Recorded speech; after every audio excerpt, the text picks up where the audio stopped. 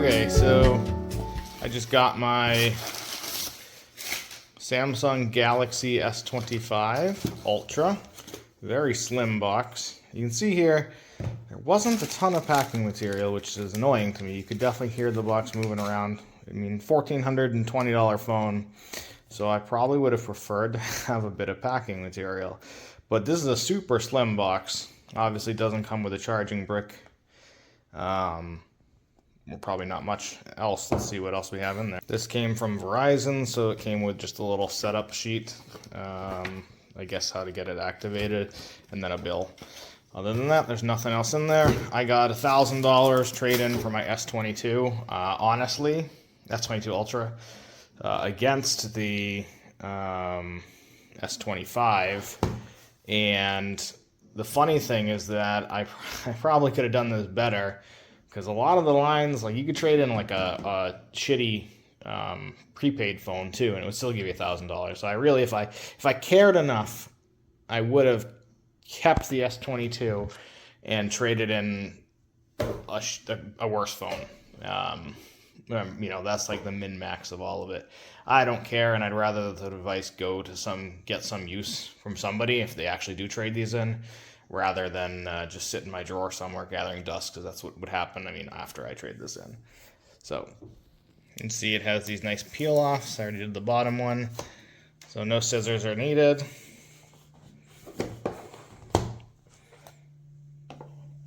Oh, interesting, they put it screened down. So I don't even know. This doesn't look like the color I ordered. I ordered, I don't know what I ordered. I ordered tan. Gray? Yeah, so this is titanium gray.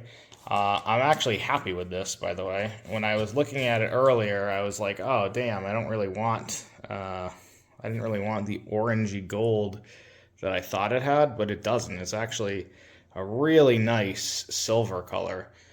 The sides look great. It feels really good. This has a cover on it, obviously, on the screen.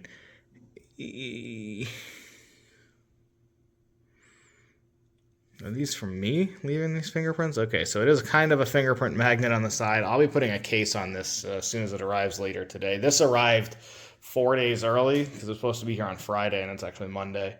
But it's a pretty cool looking device. It feels nice in the hand. The corners definitely feel better. I mean, I'm recording on the S22 right now, and it's already digging into my hand, so it definitely is a better shape on that. I'm a little nervous with how small the bezels are, how the case is going to work, though. I mean, we keep making the bezel smaller and smaller, where, like, the case just doesn't have that much to grab onto, mainly at the top and the bottom. Like, the sides are probably better because it doesn't have a curved screen, as you can see. So, like, my 22 has a curved screen, this doesn't. The back is something. Titanium, maybe. It doesn't look like glass. Got cool cameras. These camera bumps are pretty large. It's not going to matter much in a case.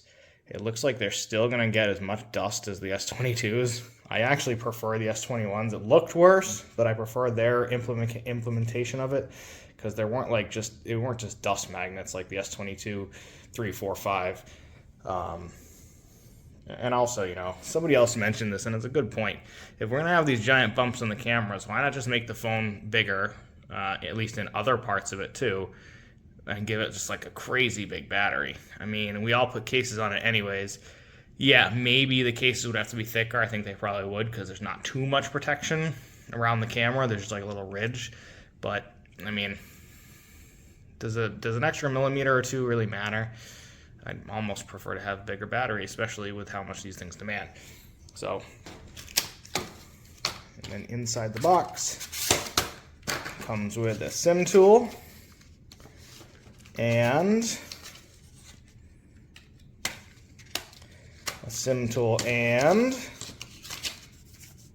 instructions and a cable. I mean, $1,400, it would be nice to get a nice charger with this. You know, I've been using third-party non-Samsung branded chargers because They're expensive, and the Anker ones are cheap, but I'm sure that I'm not getting the max charging. I will say, still seems to charge pretty quickly, 45 minutes to full, but whatever. So that's what you get: SIM tool, cable, getting quick starting guides. Okay, so I've now had the S25 for 2 days, so it's been my primary phone for most of that time.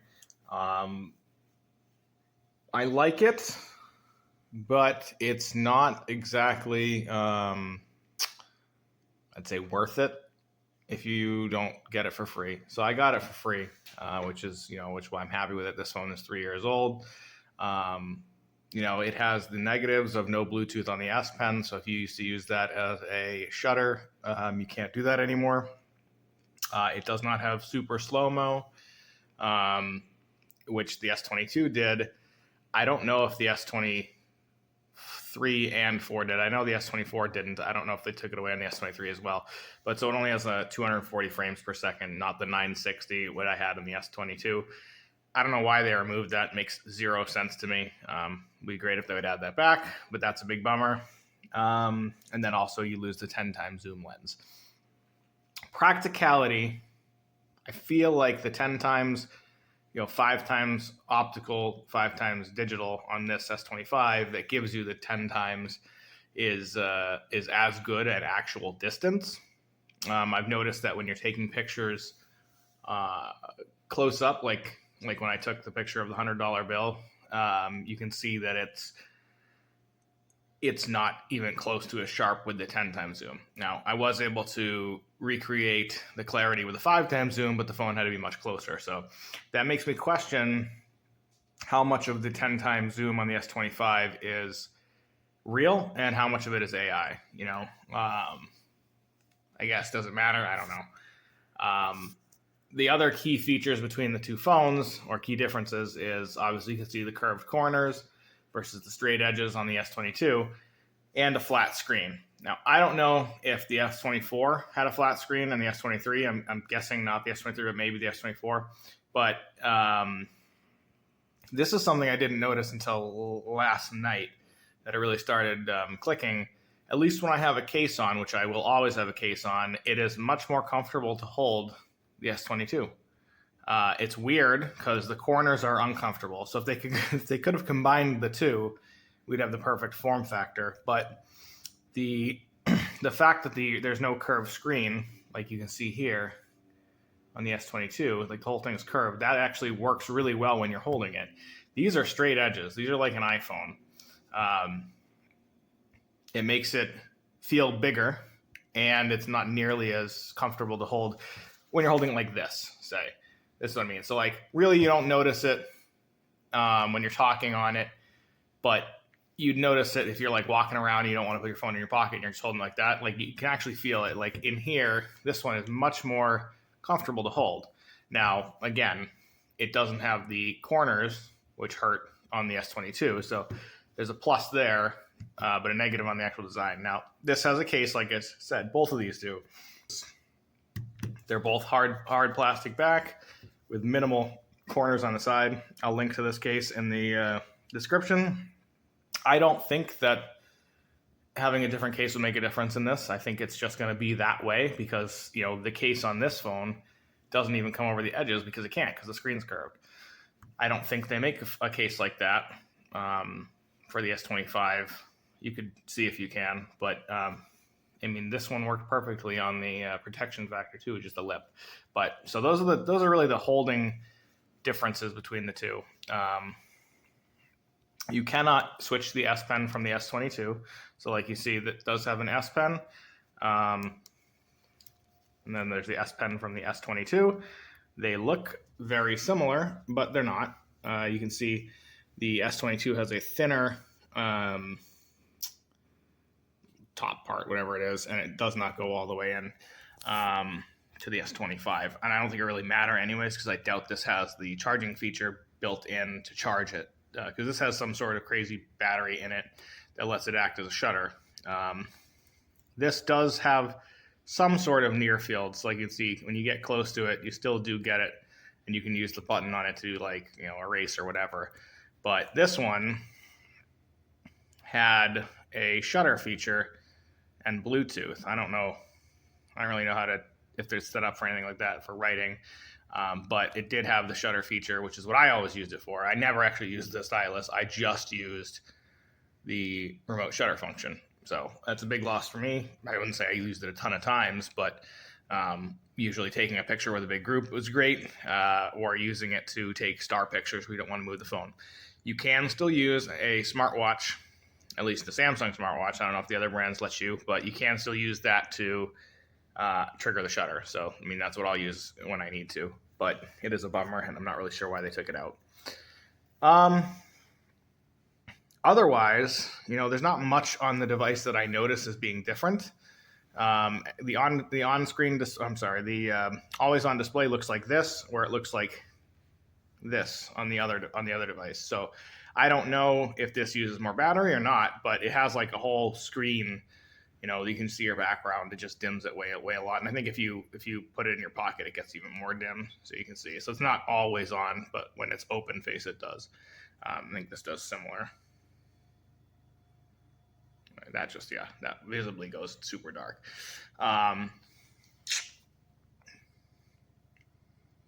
Then One UI 7 is on the S25 Ultra by default. I believe they're rolling it out to the S24 and S23 soon. Don't know if they'll give it to the S22. I think so. I think I just heard they're not giving it to the S21, but I could be wrong. So you'll get all the same features here. I'm not a great fan of it. It's kind of more like an Apple than it's like more like an Apple than others. So like you see, like it's got the apps that scroll down like this. You can select it a different way, but then it doesn't do alphabetical, which I could definitely do on the S22. So say like custom order, then it lets you go to pages like so. But if you want it alphabetical, it's got to be in scrolling form. There are cool widgets that I don't know if they were on the I didn't have them on the S22, so I don't know if they added those later, but they didn't. And I didn't have them activated, but so, you know, weather app is nice up there. Then they have, you know, the phone and the watch, and then if you have buds, actually, if I do that, you can see it. So, yeah, so you can see, you can add it. I'm not sure why it doesn't have them there, because they did add the buds to this, but it would show your buds and anything else you have there as well for this battery life. And then you can also stack apps, stack widgets, I should say. So if I do this, and then I move it here, I think. No, maybe not. There was a way to do it. I create stack. So if you create stack, and then you can do, I don't know, let's just put a weather app there. Add. Sure. So now you can actually have kind of like live tiles here. So you can have two widgets, so weather and then scroll over battery, boom. So that's a pretty neat feature, I have to say. If you're interested in that. I mean, there's plenty of real estate though to have as many widgets as you need on the first couple pages. I've noticed the battery life on this does seem to be a lot better than the S22. Keep in mind this is a 3-year-old phone, but I usually use this on battery saver mode, as I have the entire time, which limits, you know, screen resolution, refresh rate, maybe even CPU performance. I think, I don't know if I had it set that way, but I might have had it set to 80%. This is another thing. So you can see I'm trying to get the drop down. They changed that in One UI 7. So here's my notifications over here, and then all the other stuff you swipe over like that. I don't believe that's the same way they used to do it on the S22. I mean, let's try it right now. So pull down. Yeah, it's not. It's up at top. I prefer this much better than this method here. So that's not an annoying thing. But so you can see if you swipe over there, it activates that. And now you can then pull down and find power saver. So power saver is not on there. I don't believe it's on this one right now either, because I was just screwing around with it. But with power saving off on this device, as I have the entire time, I'm at 57% for the day. It didn't start at 100% because I have it in some sort of battery saver mode. So I think it started around 96%. because it's set up so that if after 95% it doesn't charge. It doesn't charge anymore. Like it'll charge to 100%, or get to 95%, whatever it is, and then it just won't charge until it drops below 95% again. Like that's kind of just, you don't really need it, and it's bad for the battery. So it's at 57%, as you can see, which is fine. So far, it's been. We can actually pull it up, I think. Maybe up here, battery. Maybe somewhere, settings maybe. Yeah, okay. So in battery, this is 9 hours, 45 minutes left. A full charge lasts about 17 hours, and that's been using it. Like I've been using it pretty heavily. I did, Duolingo for like an hour and a half. So it's pretty cool. It does have much better battery life than the S22, and that's the main reason that I actually bought it. I don't know functionality-wise. Supposedly, the processor is not only much better. I mean, we know it's much better. It's about the best you can get on a Western cell phone. I mean, obviously this came from Korea, so it's not. But you can't buy the Chinese phones in America, and their stats are, I would say, questionable. We don't really know, but outside of those phones, this is definitely the best processor you can get. And it's supposedly also good at efficiency because it doesn't get overheated and wear down the battery, which is what this one suffered from most. That's why I had it in battery saver mode. Like, you'd feel it get really hot. This did get hot when I was setting it up because I was charging it and using it. And I noticed it was visibly hot, but I haven't felt that after the setup, even with the case on it. Brightness-wise, between the two phones, I would say that the left one, the S25, is definitely brighter. People are complaining about the brightness, the typical people that complain about everything. I mean, I'm not cutting the phone any, I don't know why this is not focusing. I'm not cutting the phone any slack in the things that I'm annoyed with, but brightness is not one of them. It's a very bright screen, as you'd expect from a flagship. It does have some sort of anti-glare coating on it. If you look at it, you can kind of see the. There's a way to do this. I saw this, but I did this before. Okay, so see how clear you can see the chandelier and the reflection, and here you can see it's much less clear. I mean, obviously there's a thing on the phone, but just take my word for it, though. It does work. It's not groundbreaking, but it is there. There is an anti-reflective coating on it. And then other than the main cameras, I will say that the selfie camera on this is much better than this one. Like, it's noticeably better. That was probably the biggest thing I noticed. Although all around, I would say the camera on this is better than the S22. Aside from that one issue I said, where it's like the focal distance of the 10 times, the fake 10 times, doesn't seem to be on par with this one. So it didn't work for taking, I guess macro would be the word, but macro shots. But I'll post the camera comparisons right now, and you can judge for yourself. So I know it's tough to see on YouTube, but I think you'd probably agree that, and none of these are altered, by the way. None of those pictures were altered. They were all as they were taken. No auto update or auto tune or whatever they call it. So you can see that's just straight from the camera. But I think you'd probably agree that the ones from the S25 Ultra were better. I mean, they should be. It's 3 years newer, 3 or newer phone. And, again, loss of slow mo, super slow mo is a big negative. But I'm hoping that switching between the zooms, which seems to be more fluid, will make that a little less annoying to lose. And then another thing I forgot to show earlier, it doesn't really matter with the case, so I actually forgot about it. But the S Pen, someone mentioned this elsewhere, and I was like, that doesn't seem right.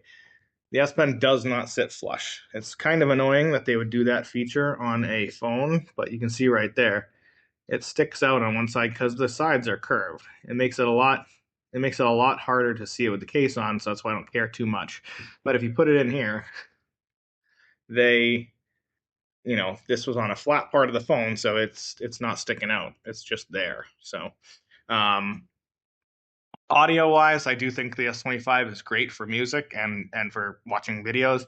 It actually has a it has a little bit of oomph to it. Like you can feel if you're holding the phone and you're playing a song, even not on max volume, you can actually feel the bass, which was very surprising. I didn't expect that. Is that good or bad? I mean, that's up for you to decide. But I mean, you can see here it has the speaker slot there with no grade on it, and then here's the speaker slot on the S22 Ultra. I don't know if there's some sort of channel in there that gives it more air pressure, which is why you can feel it, but it does the typical Galaxy stereo audio where it's one speaker here, one speaker here. So it's it's going to be virtual if you're holding it upright, but if you hold it sideways, then you'll notice it. Same as the S22. So I'm sure it's better than what we have here, but it does have the same capacity. Again, I haven't noticed any issues with it being, performance-wise. I did start to notice that this one was slowing down a bit. Again, it's 3 years old. I never actually tried any factory reset, so maybe it would have been fixing that issue. But like I was saying earlier, though, to start the video, I don't think the S25 Ultra is worth it if you're going to pay for it. I think it's worth it if you get a free upgrade like I did. I mean, this thing was, for some reason, I got it for free. Maybe I didn't get it for free, but I would have got it for free if I didn't upgrade to the 512 version and with the trade-in, obviously.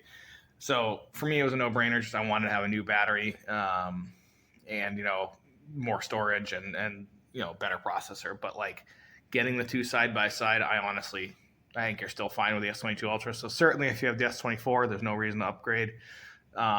Unless you really like the new design, but I wouldn't bother if I were you, unless again you get it for free, and then there's really no point because I mean they're giving these away like crazy at the various carriers. So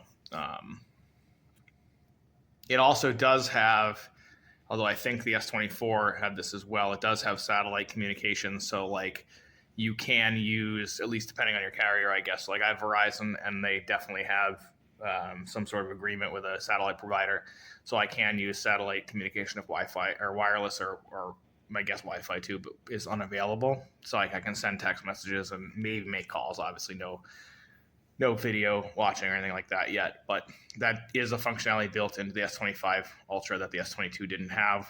So that might be another reason to get it if you're planning on going somewhere remote. All the typical features are still there, though. The S25 has power sharing just like the S22. They both have DeX, which lets you plug it into a USB-C monitor and turn it into kind of a computer or a netbook. This does have faster charging. I believe it's 45 watts charging capacity, which is faster than the S22. Probably not faster than the S24. Charges really quickly. I mean, I noticed even this one charges very quickly. I don't know what people are looking for when they're looking at their phone, but this thing charges, within an hour from 0 to full, and it charges very quickly to 85% or whatever like that, just like a typical battery. But so I wouldn't worry about that as you're looking at it, especially because it seems to last a lot longer. Like, obviously, it's a new phone. No problem getting through the day with it with heavy usage. So, I mean, you saw it's 17, 18 hours right there. That's using it very heavy. That's not, leaving it on the desk or putting it in your pocket all day. That's keeping the screen on. I've been screwing around with it for the last 2 days, so that's when, heavily using it. Yeah, but again, probably not worth it if you don't get it for free with a trade-in or not. It's just not that different unless you're like me and you have a 3-year-old phone and you can get it for free. So I don't know. I mean, I know I didn't really go into much details, but if you need to go check the specs, I mean, there's more qualified people to talk about the processor performance and any other tests that they did. Like there's a couple benchmarks out there that you can run. But just expect to have the top of the line performing phone if you get this. But again, at what point are you going to notice it? Like, I didn't seem to notice much was lacking on the S22 Ultra, and I certainly don't notice on the S25. But yeah, anyways, thanks for watching, guys. If you have any questions, just drop them in the comments below, or if you have any suggestions, I'll try to answer any questions that I get, as I use the phone more if you're on the fence. But I wouldn't say you're really missing out if you have an S22 through S24. If you have an S21, it doesn't have the S Pen, so if you want the S Pen, it might be worth it to upgrade. Definitely can have some better cameras, but you do lose the super slow-mo. But yeah, anyways, thanks for watching, guys.